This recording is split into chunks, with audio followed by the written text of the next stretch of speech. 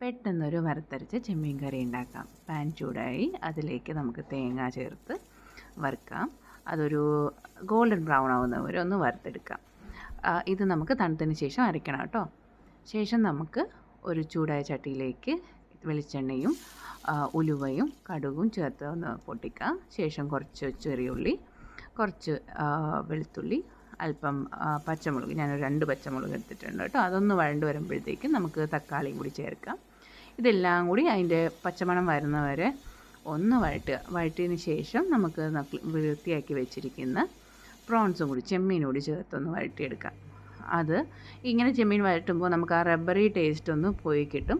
ആവശ്യത്തിന് ഉപ്പും മഞ്ഞൾപ്പൊടിയും മല്ലിപ്പൊടിയും മുളക് പൊടിയും ചേർത്ത് നന്നായിട്ട് വഴറ്റുക. കളർ കുറച്ച് വേണമെന്നുള്ളവർക്ക് കാശ്മീരി ചില്ലിയും ആഡ് ചെയ്യുക കേട്ടോ. ഇതൊന്ന് അതിൻ്റെ പച്ചമണം മാറുന്നവരെ ഒന്ന് വഴറ്റിയെടുക്കുക.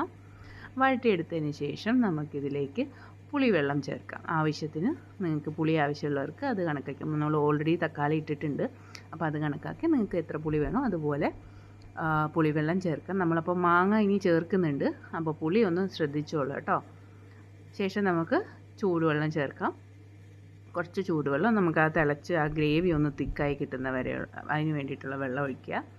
പിന്നെ കുറച്ച് സ്ലൈസ് ചെയ്ത് പച്ചമാങ്ങയും കൂടി ചേർത്ത് അടച്ച് വെച്ച് വേവിക്കാം. ഒന്ന് നല്ല തിള വന്നതിന് ശേഷം നമ്മൾ നേരത്തെ വറുത്ത് വെച്ച തേങ്ങ അരച്ചത് കൂടി ചേർക്കാം. അപ്പോൾ നമ്മുടെ കറി ഇങ്ങനെ ഒന്ന് തിക്കായിട്ട് വരും. തിക്കായിട്ട് വരുമ്പോഴത്തേക്കും നമുക്ക് കടുക് വറുക്കാം. ഒരു പാനിലേക്ക് എണ്ണ ഒഴിച്ച് കടുക് പൊട്ടിച്ച് അതിലേക്ക് ചെറിയ ഉള്ളി സ്ലൈസ് ചെയ്തതും പിന്നെ കറിവേപ്പിലയും ചേർത്ത് നന്നായിട്ട് വഴറ്റാം. ഇനി